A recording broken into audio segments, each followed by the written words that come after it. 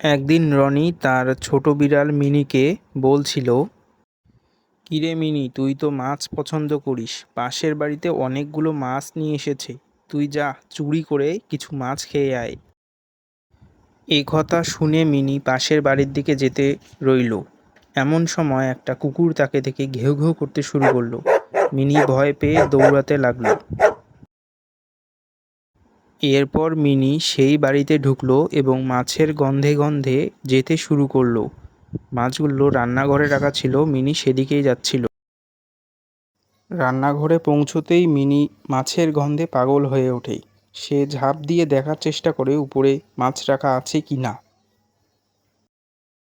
রান্নাঘরে অনেকগুলো মাছ ছিল। মিনি মাছগুলো দেখে লোভ সামলাতে পারল না। সে মনে মনে বলল, আজকে সব মাছ খাবে।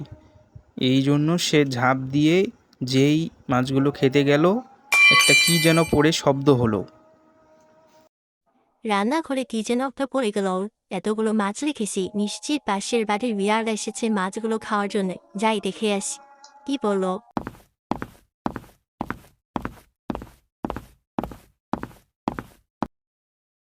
কেউ আসার শব্দ শুনে মিনি রান্নাঘর থেকে এক লাফ দিয়ে পালাতে শুরু করলো। পালানোর সময় সে লক্ষ্য করলো বাড়িটিতে সেই কুকুরটি তার পিছু নিয়েছে তাকে ধরতে। এমন সময় মিনি খুব জোরে জোরে দৌড়াতে লাগলো। এক পর্যায়ে মিনি ভয় পেয়ে তার বাড়ির ছাদে উঠে বসলো। কুকুরটা ছিল তার নিচেই। তাকে ধরার জন্য সে বসেছিল এবং উপরে বারবার তাকাচ্ছিল। এমন সময় রনি আসলো। রনি এসে কুকুরটাকে ধমকাতে শুরু করলো। সে তাকে মারার হুমকি দিল। এমন সময় কুকুরটা ভয় পেয়ে চলে গেল।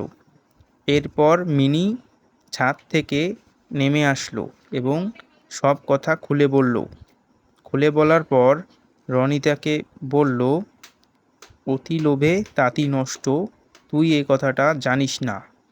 এরপর মিনি বুঝতে পারল